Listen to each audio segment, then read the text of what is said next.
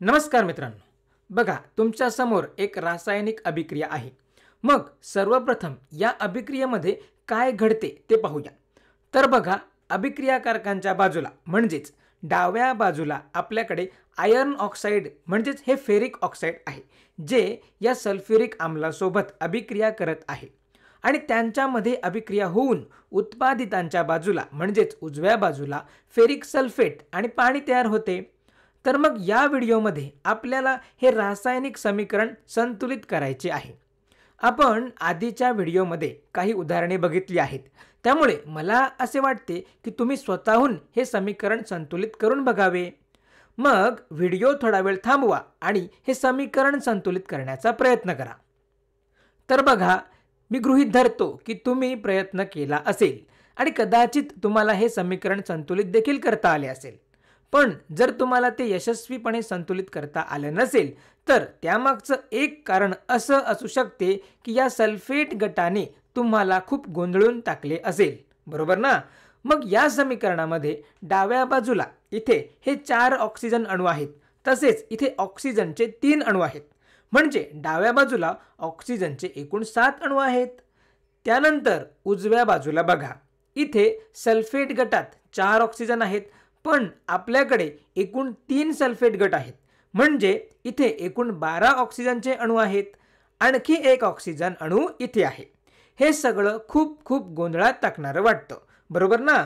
विशेषतः या सल्फेट गटाने खरा गोंधळ वाढवला आहे. पण आपण काळजीपूर्वक या समीकरणाकडे पाहिले व यातील मुख्य गोष्ट लक्षात घेतली तर हे सोपे होईल. ती गोष्ट म्हणजे या समीकरणात हा सल्फेट गट एकत्रित राहतोय. मग आपण असे म्हणू शकतो की सगळे ऑक्सिजन संतुलित करण्यापेक्षा आपण या सल्फेट गटाच्या बाहेरील ऑक्सिजन वेगळे संतुलित करूया आणि हा सल्फेट गट वेगळा संतुलित करूया. चालेल ना? त्यानंतर हे उदाहरण अजून सोपे करण्यासाठी आपण या समीकरणात या सल्फेट गटाऐवजी एक उपपद ठेवूया, जेणेकरून आपला गोंधळ कमी होईल. तर मग आपण या सल्फेट गटाऐवजी X ठेवूया. चालेल ना? तर मग X बरोबर हा सल्फेट गट. मग चला हे सगळं पुन्हा लिहूया. आपल्याकडे फेरिक ऑक्साईड आहे. तर बघा, आपण फक्त वरील समीकरण इथे पुन्हा लिहित आहोत, पण त्यात थोडा बदल करणार आहोत. फेरिक ऑक्साईड नंतर या डाव्या बाजूला आपल्याकडे आहे सल्फ्युरिक आम्ल, पण आपण यामध्ये बदल करून लिहिणार आहोत. आपण हा H2 जसाच्या तसा लिहिला आणि त्यानंतर सल्फेट गट लिहिण्याऐवजी आपण H2च्या पुढे X असे लिहिले, कारण आपण वर दाखवल्याप्रमाणे सल्फेट गटाऐवजी X हे उपपद वापरत आहोत. मग हे होईल H2X.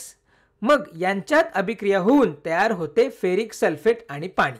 मग या ठिकाणी आपण हा Fe2 तसाच लिहिला आणि सल्फेट गटासाठी आपण X ठेवला. पण बघा, इथे 3 सल्फेट गट आहेत, त्यामुळे आपण या Xच्या जवळ लहान आकारात 3 लिहिले. त्यानंतर आपण पाण्याचा रेणू लिहिला. आता जरी हा X संपूर्ण सल्फेट गट दर्शवत असला तरी आपण त्याला एका मूलद्रव्यासारखे गृहीत धरूया आणि फक्त हे पाहूया की दोन्ही बाजूंना समान संख्येने X आहेत का, किंवा समान संख्येने सल्फेट गट आहेत का. तर दोन्ही बाजूने X ची संख्या समान नाही, तसेच इतर मूलद्रव्यांच्या अणूंची संख्याही समान नाही. मग चला हे रासायनिक समीकरण संतुलित करूया. तर या ठिकाणी बघा, आयर्न म्हणजेच आपण त्याला लोह असे म्हणतो, ते आधीपासूनच या समीकरणामध्ये संतुलित आहे, त्यामुळे त्यांच्यात बदल करायची गरज वाटत नाही. आता पुढे जाऊया. ऑक्सिजनकडे बघा, डाव्या बाजूला आपल्याकडे 3 ऑक्सिजन अणू आहेत. तर हे लक्षात ठेवा, आपण या सल्फेट गटातील ऑक्सिजन मोजणार नाहीत. उजव्या बाजूला इथे फक्त एकच ऑक्सिजन अणू आहे, मग आपण त्यांना संतुलित करू शकतो.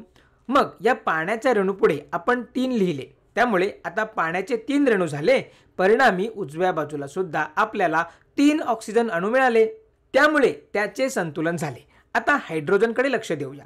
डाव्या बाजूला हायड्रोजनचे 2 अणू आहेत, तर उजव्या बाजूला पाण्याचे 3 रेणू झाल्याने हायड्रोजनचे 6 अणू झाले आहेत. जर उजव्या बाजूला 6 हायड्रोजन अणू असतील तर इथे डाव्या बाजूला आपल्याला 6 हायड्रोजन अणू कसे मिळतील बरं? तर मग आपण सल्फ्युरिक आम्लासमोर 3 लिहूया.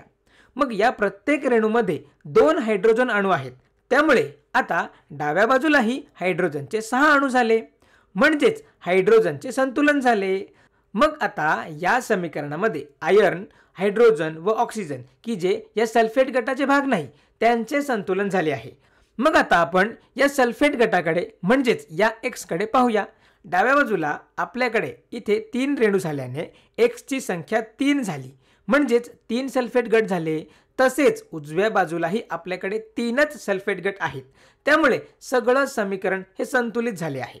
आणि जर आपण हे X अक्षर काढायचे ठरवले तर मग आपण या वरच्या समीकरणाकडे जाऊया. मग इथे या फेरिक ऑक्साईडचा रेणू आपण बदलला नाही, आपण सल्फ्युरिक अम्लाचा सहगुणक बदलला आहे. त्यामुळे सल्फ्युरिक अम्लाचे रेणू आता 3 झाले आहेत. आपण फेरिक सल्फेटच्या रेणूमध्ये सुद्धा बदल केला नाही. तसेच आता पाण्याचे 3 रेणू झाले आहेत. तर इथे आपल्याला असे समजते की फेरिक ऑक्साईडचा एक रेणू आणि सल्फ्युरिक अम्लाचे 3 रेणू मिळून एक फेरिक सल्फेटचा रेणू तयार होतो आणि पाण्याचे 3 रेणू तयार होतात. आणि मग आपले हे समीकरण अगदी योग्य पद्धतीने संतुलित झाले आहे. तर बघा, हे आपले संतुलित समीकरण आहे. मग या व्हिडिओमध्ये इतकेच. धन्यवाद.